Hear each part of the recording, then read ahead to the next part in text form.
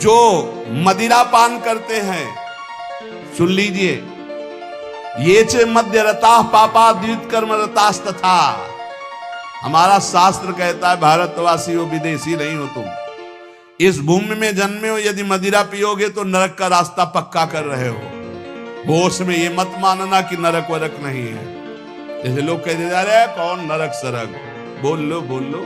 जब फंसते हो ना, बोले यही सब मिलता है, यही नहीं मिलता है। जब चोरी करोगे तो पहले घर से लेके थाने तक डंडा चलेगा, फिर थाने में स्पेशल पिटाई होगी, फिर कपड़े वपड़े संभाल के तुम्हारे हथकड़ी लगा के जज के सामने, फिर वहां तुम्हारी चोरी का न्याय होगा। ये ब्याज में मिला है। ये ब्याज में घर से लेकर पकड़ने तक और थाने तक जो पिटाई हुई, ये ब्याज है। मूल तो न्यायाधीश करेगा कि 20 साल की सजा या अमुक से इतना इतना दंड। ऐसे ही कर लो मनमानी पाप। यहां जो ठोकर और रोग हैं, ये तो ब्याज है, मूल तो नरक में भोगना पड़ेगा। जो संतों ने कृपा करके हमें भगवत उपदेश किए हैं, जिससे हमारे सारे दोष नष्ट हो जाए। कह रहे हैं कि इस संसार में कैसे जाना जाए कि ये आदमी नरक जाएगा, अपने को कैसे जाना जाए कि हम नरक जाएंगे। यहां जो जीव जंतुओं को पका के खाते हैं, भैया सुन लो, ये जो मांस मछली अंडा खाने वाले, बोले और तो कुछ हम नहीं खाते, मछली खाते। तो मछली में जीव नहीं? बोले नहीं, ये पानी की तरोई है। हाँ हाँ, हमसे बोले एक तरोई जो होती है वो जमीन में छेलती है, ये पानी की तरोई है मछली। पानी की तरोई है वो।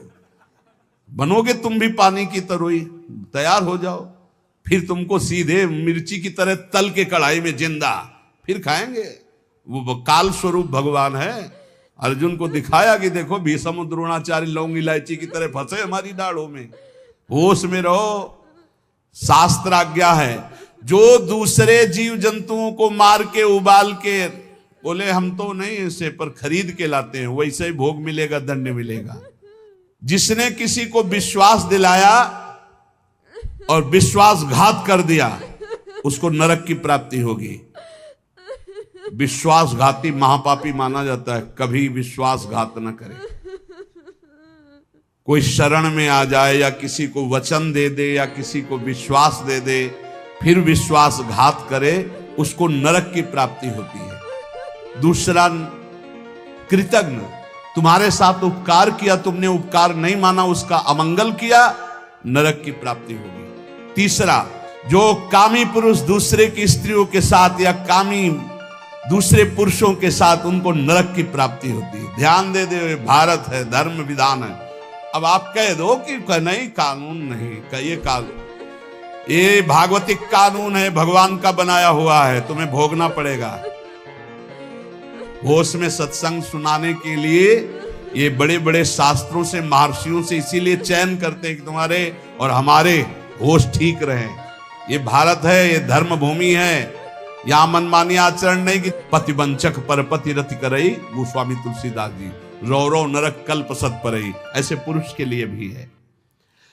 संतों से द्वेष करने वाला, गुरु से द्वेष करने वाला, ये नरक को प्राप्त होते हैं। और ध्यान से सुनो, जो माता पिता को दंडित करता है, गाली देता है, अपमान करता है, उसे सीधे नरक की प्राप्ति होती है। बिल्कुल पक्का समझ लो। माता पिता भगवान का स्वरूप है। मातृदेवो भव पितृदेवो भव। बिल्कुल बुद्धि खराब मत करो, कलयुग बुद्धि भ्रष्ट कर रहा है। माने मात पिता ने देवा साधुन ते करवावे सेवा, जिनके ये आचरण भवानी ते निश्चर समझानो। राक्षस है, और ऐसे राक्षस अब पुत्र रूप में ज्यादा पैदा हो रहे हैं। एक देखा मुंह कि माता को बाल पकड़ के घसीट रहा है, लात से पेट में प्रहार कर रहा है, पिता को थप्पड़ और सीधे छाती पे लात। वाह, इस पुत्र के जानते हो क्या गति होगी? सीधे रो रो नरक। फिर वहां जो दंड मिलता है, वहां मरना तो है नहीं प्यारे, ना बेहोश हो सकते हो ना मर सकते हो, होश में रहकर दंड भोगना है। नरक की ये खासियत है। 100 बार काटे जाओगे, 100 बार जिंदा रहोगे, उसे यातना देह कहते हैं। होश में ये मत मानना कि नरक वरक नहीं है। जैसे लोग कहते जा रहे हैं कौन नरक सरक, बोल लो।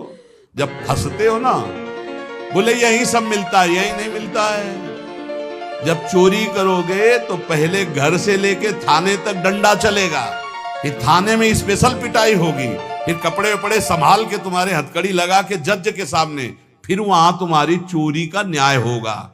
ये ब्याज में मिला है। ये ब्याज में घर से लेकर पकड़ने तक और थाने तक जो पिटाई हुई, ये ब्याज है। मूल तो न्यायाधीश करेगा कि 20 साल की सजा या अमुक से इतना दंड। ऐसे ही कर लो मनमानी पाप। यहां जो ठोकर और रोग हैं, ये तो ब्याज है, मूल तो नरक में भोगना पड़ेगा। जो माता पिता का त्याग कर देता है उसे नरक की प्राप्ति होती है। जो माता पिता को दंड देता है, जो माता पिता को गाली देता है, और जो अपनी पाणी ग्रहण की हुई स्त्री को, निर्दोष स्त्री, नाना प्रकार के दोषारोपण करके दंड देता रहता है, कलह मचाता रहता है, ऐसे पुरुष को नरक की प्राप्ति। और जो अपने सज्जन पति का त्याग कर पर पुरुष का अनुसरण करती, ऐसी स्त्री को नरक की प्राप्ति होती है। जो गुरुजनों को कठोर वचन बोलते हैं, जो गुरुजनों का आदेश का पालन नहीं करते, उनका पोषण नहीं करते, जो देवता ब्राह्मण और निर्बलों का धन का अपहरण कर लेते हैं, ऐसे मनुष्यों को नरक की प्राप्ति होती है। मद्य रता पापा द्वित कर्म रतास तथा, जो जुआ खेलते हैं, मदिरा पीते हैं, और जो साधु वेश रख के पाखंड करते हैं, इनको सीधे नरक की प्राप्ति होती है। यहां जो वर्णन हो रहा है वो बीच में विश्राम नहीं, सीधे नरक, बिना रोक टोक के। जो माता पिता को दंड देते हैं, जो निर्बलों का धन अपहरण करते हैं, जो देवताओं का धन अपहरण करते, देव मंदिरों का, जो पापी मदिरा पीता है, जुआ खेलता है, जो पाखंड करता है साधु वेश में, इन सब को नरक की प्राप्ति होती है। ऐसा थोड़ी कि तुम साधु वेश रख लिए तो तुम चक्रवर्ती हो, जो चाहो सो कर सको, नहीं। देखो, अगर साधु वेश धरकर गलती हो जाए तो भगवान क्षमा करते, चूक, लेकिन पाखंड का मतलब जानबूझ के वही करते रहना।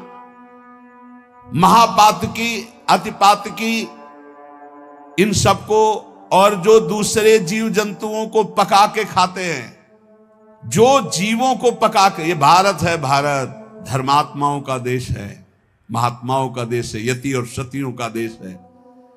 यहां एक कबूतर के लिए अपने शरीर को काट के तराजू पे रख दिया, ये वो राजाओं का देश है, वो प्रजा का देश है, जो शरणागतों के लिए जीवन अर्पित कर दे। और सुनो, जो सत्कर्म का संकल्प करके सत्कर्म नहीं करते, सत्कर्म का संकल्प लेके, सत्कर्म का, ये करूंगा, ये दूंगा, ये ऐसा, कभी मत बोलो, जबान से कर दो, कर दिया, जबान से बोल दिया और किया नहीं तो नरक जाओगे। जो दूसरों को सदैव कष्ट ही देता रहता है, जो शास्त्र और धर्म के विरुद्ध चलता है, शास्त्र के अनुसार चलने वालों का उपहास करता है, जो दूसरे की जीविका छीन लेता है, जो द्वेषवश महामहिम गुरुजनों की निंदा में प्रवृत्त होता है, वे सब नरक जाते हैं।